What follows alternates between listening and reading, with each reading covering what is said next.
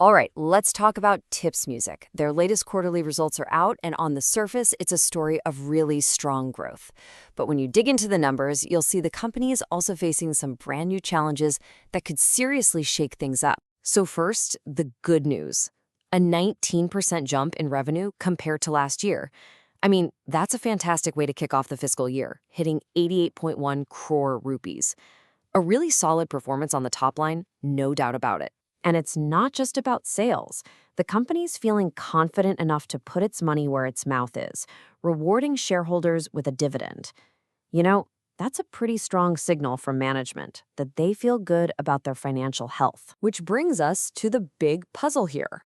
If everything looks so rosy, revenue's up, dividends are being paid, why does the management suddenly sound so cautious? What's really going on behind these great numbers? Let's find out. This really was a quarter of contrasts. You had this strong start right on the surface, but it was hiding a pretty significant problem just underneath.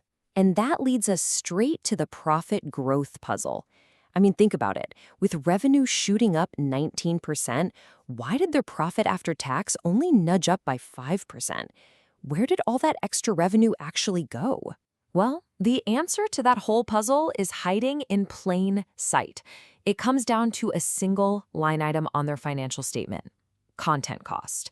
This is where the whole story takes a twist.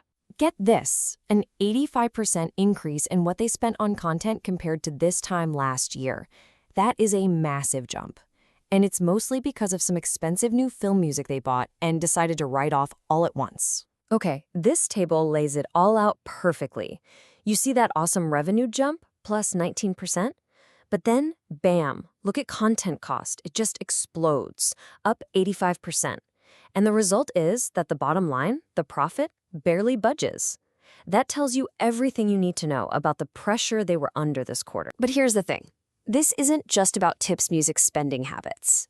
To really get why they're so cautious, we've got to zoom out and look at the major headwinds that are hitting the entire music industry right now. The ground is literally shifting under their feet.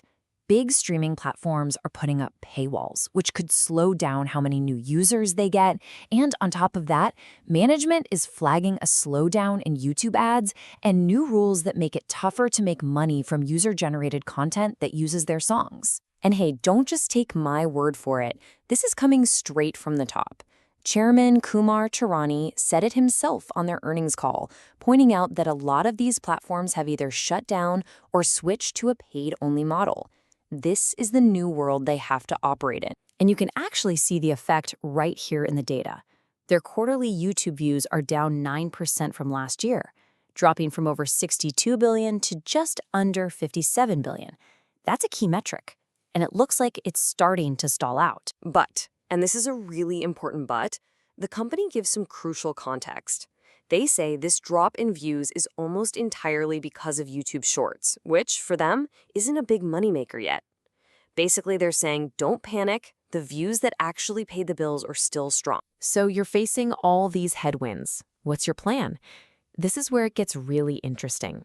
They're leaning hard into a strategy that they're calling New Retro. You see, management's biggest ace in the hole is their incredible catalog of hits, especially from the 90s. As Mr. Tirani puts it, their classic songs have become new retro. They believe this old gold is their secret weapon, something that gives them a real edge. And if you want to see just how powerful that catalog is, check out this number. Their classic 90s hit, Chunari Chunari, has pulled in an unbelievable 2 billion views on Instagram. It's the perfect example of how a song that's decades old can just explode with a whole new generation on modern platforms. So you take the strong start, the rising costs, the shaky industry, and this retro strategy, and it all boils down to one critical question for the year ahead. What's their revenue growth actually going to look like? And right here, you can see the two sides of their forecast. It's like an internal tug of war. On one hand, you have the ambitious 30% growth target. That's the dream fueled by new movies and their amazing back catalog. But on the other hand, there's this more cautious 20% number, which they say they'd be happy with given all the uncertainty out there. And this one quote from management just nails their current vibe. They're confidently saying, hey, we'll happily hit 20% growth, But at the same time, they're not giving up on that bigger 30% goal. It's the very definition of being cautiously optimistic. So let's wrap this all up. Tips Music has strong revenue growth, but profits are getting squeezed by those high content costs. They're trying to find their way through a massive industry shift from free to paid. Their big bet is on their new retro 90s catalog to keep them stable. And for the future, it's a battle between a cautious 20% reality and a hopeful 30% target. Which leaves us with this final question to chew on. Tips is betting big that its classic hits can carry it into the future. But in a digital world that changes in the blink of an eye, is that nostalgia their greatest asset? Or is relying so much on the past actually a pretty risky bet? That's the billion-dollar question.